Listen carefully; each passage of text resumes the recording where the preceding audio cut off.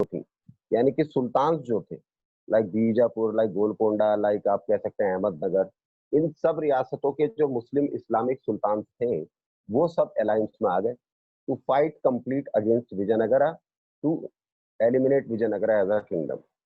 आप कहोगे इंस्टेंसेस बोलिए, जिसमें कि हमने पहला इंस्टेंस पढ़ा भी था कि राम राय जो थे विजयनगर के चीफ मिनिस्टर थे, वो अपनी आर्मी को लीड करते हुए निकल पड़े और उन्होंने सुल्तान के खिलाफ अपना युद्ध लड़ा। कहाँ पे लड़ा? राक्षसी तांगड़ी में, जिसको आज हम तालीकोटा भी कहते हैं। रिजल्ट ये रहा कि राम राय जी की जो फोर्सेस थी, उन्हें बुरी तरीके से जड़ से उखाड़कर भगा दिया गया, फेंक दिया गया या हरा दिया गया। किनकी फोर्सेस से? बीजापुर, अहमदनगर और गोलकोंडा के सुल्तान की कंबाइंड फोर्सेस से, जिन्होंने I think after defeating Ram राया, उन्होंने विजयनगर सिटी को सैक कर लिया। अंडरस्टूड? और टोली जो अगले कुछ सालों में वो विजयनगर सिटी हम जैसा कि जानते हैं वो अबंडन हो गई। यहाँ तक हमने पढ़ा था। Now coming on to next topic, later upgradation, यानी कि after Rama Raya was defeated, ठीक है, by the combined forces of Bijapur, Ahmednagar and Golconda, after which the city was also sacked as the context given in the book of history, after which it was also abandoned in next few years।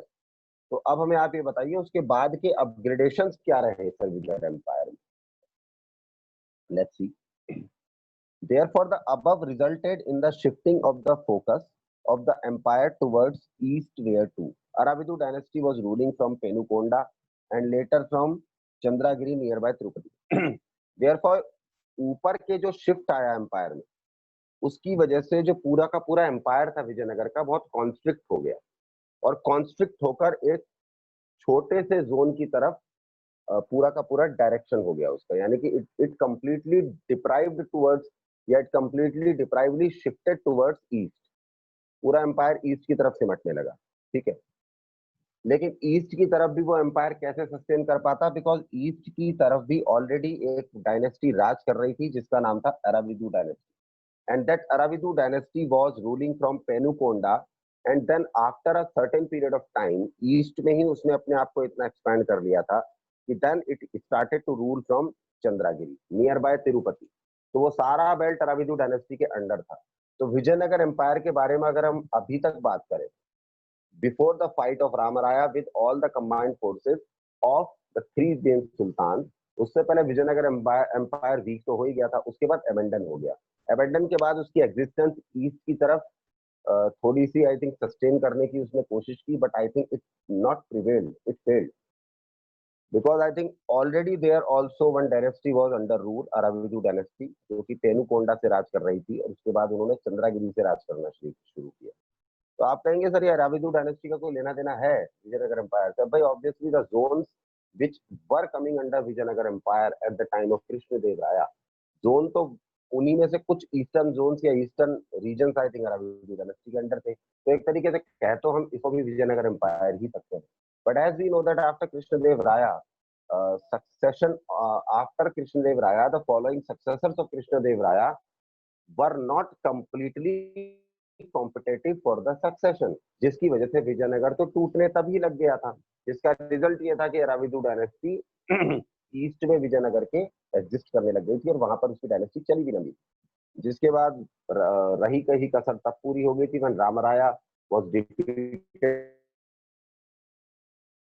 by the combined forces, तो तब तो पूरा ही बंडन हो गया indirectly.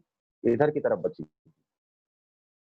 इधर की तरफ जहां अराविदु डायनेस्टी थी in the east of Vijayanagar, तो वहां पर भी अगर उसकी एग्जिस्टेंस की सस्टेनेंस की बात करें तो विजयनगर एम्पायर की एग्जिस्टेंस अराविदु डायनेस्टी के नाम से चल रही थी। तो डायरेक्टली और इनडायरेक्टली हम उसको विजयनगर एम्पायर वैसे नहीं समझ सकते। तो ये विजयनगर एम्पायर की कहानी from Krishnadeva Raya to Ramaraya, and from Ramaraya to the fight against sultan, and after the fight against sultan to later to Aravidu dynasty.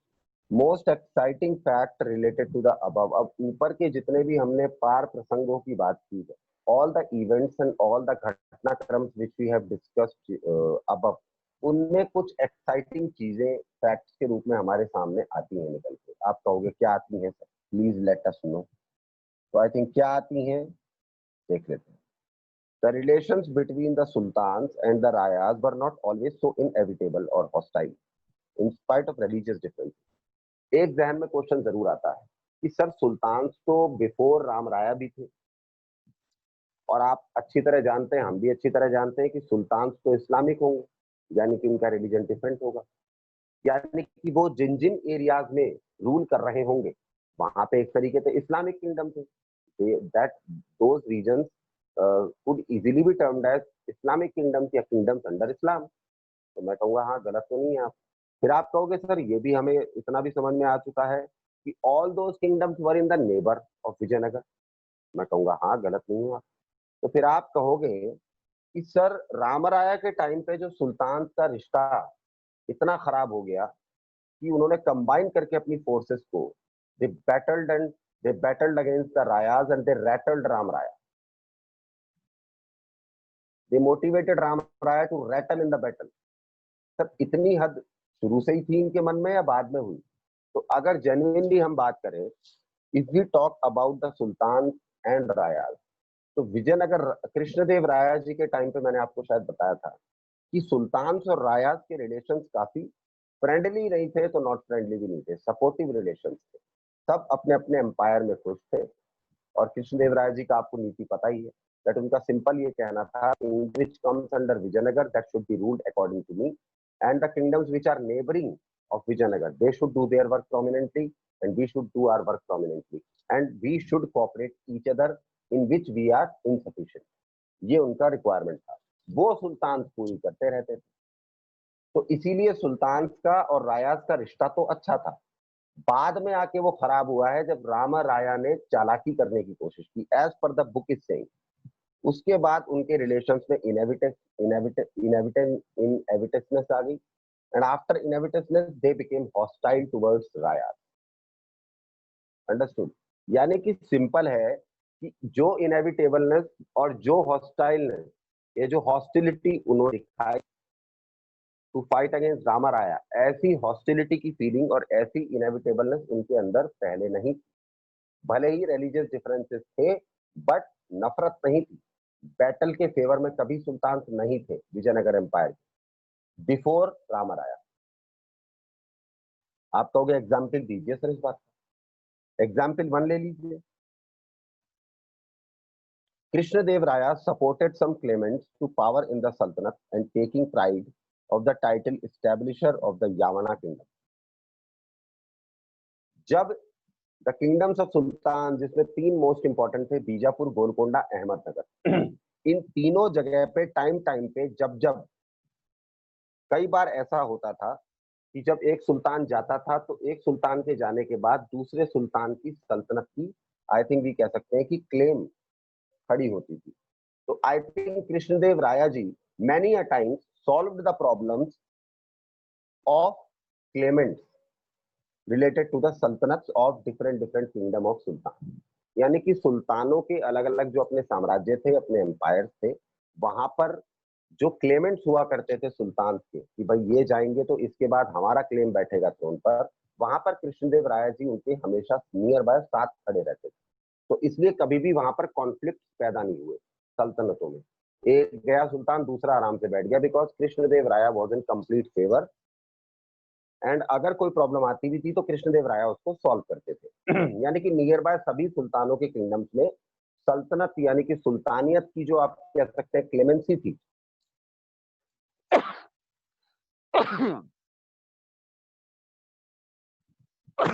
Sorry, उसको सॉल्व कृष्णदेव राय जी करते थे।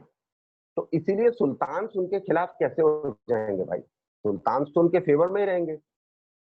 कि कभी भी अगर हमारी इतने सालों से सुल्तानियत सुल्तानियत चल रही है, इतने सालों से क्लेमेंसी हमारी चेंज भी हो रही है, इतने सालों से the rulers are being continuously shifted from one to another in different different regions, but कोई भी कॉन्फ्लिक्ट या कोई भी रिफ्ट सामने नहीं आ रहा है, just because some ruler is coordinating with us, some ruler is cooperating with us. इसीलिए उनको टाइटल भी मिला था यावना किंगडम के इस्टेब्लिशर का। यावना में आप सब कुछ ला सकते हो। That's why he was also given the title and the pride of the title. And the title was Establisher of the Yavana Kingdom. यावना साम्राज्य के संस्थापक। एग्जाम्पल 2 ले लीजिए। Intervention of Bijapur sultans after the death of Krishnadev Raya in resolving the disputes related to succession. Obviously भाई देखिए, जब तक कृष्णदेव राय जी जिंदा थे तब तक उन्होंने बीजापुर के सुल्तान, गोलकोंडा, अहमदनगर के सुल्तान की सल्तनतों को बनाए रखने के लिए जो प्रयास कर सकते थे उन्होंने वो किया, जो एफर्ट्स वो लगा सकते थे उन्होंने वो एफर्ट्स लगाए, जो सपोर्ट वो दे सकते थे वो सपोर्ट उन्होंने दिया, by supporting the claimants of sultan to be seated on the throne after the previous has gone. तो इसीलिए दूसरा एग्जाम्पल देखिए आप, कृष्णदेव राय जी जब चले गए तो उसके बाद ऑब्वियसली मैंने आपको बताया द सक्सेशन और the clemency towards the succession of Vijayanagar empire became very weak. आपस में लड़ने लग गए लोग, एक दूसरे की काट करने लग गए कि तू नहीं बैठेगा मैं बैठूंगा, मैं नहीं बैठूंगा तू बैठेगा, तू नहीं बैठेगा मैं बैठूंगा। जब इस तरह के डिस्प्यूट्स खड़े हुए तो बीजापुर के सुल्तान को कृष्णदेव राय के वो एहसान याद आए कि हमारे बीच में कभी इस तरह के विवादों को खड़े होने का मौका ही नहीं दिया उस आदमी ने। तो आज हमारी ड्यूटी बनती है कि इस तरह के डिस्प्यूट अगर उनके जाने के बाद विजयनगर एम्पायर में खड़े हो रहे हैं तो हमारा ड्यूटी बनता है, या it's our duty that we must resolve these disputes. इसलिए बीजापुर के सुल्तान उनके डिस्प्यूट्स को रिजॉल्व करने के लिए मैदान में, क्षेत्र में उतरे। And disputes related to what? Disputes related to the succession. That if he is gone, then who has to be? Note, both kingdoms were keen in ensuring each other's stability. यानी कि समझ रहे हैं आप कि दोनों किंगडम, चाहे बीजापुर के सुल्तान की बात करें आप और चाहे विजयनगर एम्पायर के राजास के किंगडम्स की बात करें, तो हमें क्या समझ में आ रहा है ऊपर से कि दोनों किंगडम्स एक दूसरे की स्टेबिलिटी को इंश्योर करने की गारंटी रखते थे। You are the measure to stable us and we are the measure to stable you. यानी कि it's our humble duty that if we want to remain stable, if we want to remain in perfection, आप कह सकते हैं in alignment, then we will help you also to be in alignment, to be in stability, to keep yourself stable. ऐसे ही दूसरी तरफ से था कि उनका भी यही था कि अगर हमें स्टेबल रहना है, हमें अलाइनमेंट में रहना है, तो ये हमारी ड्यूटी है कि आप भी अलाइनमेंट में रहें, आप भी स्टेबल रहें और उसमें हमारे जो प्रयास जितने हो सकते हैं वो हम करें।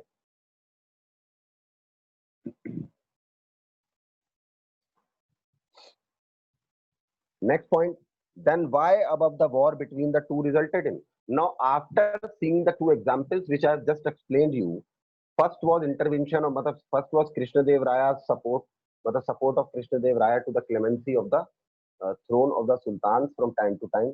And second was intervention of Bijapur sultans after the death of Krishnadev Raya so as to solve the disputes between the after rulers of Krishnadev Raya on the matter of succession in Vijayanagar Empire. जिसमें कि note भी हमने देख लिया कि दोनों kingdoms एक दूसरे की स्टेबिलिटी को सपोर्ट करते थे।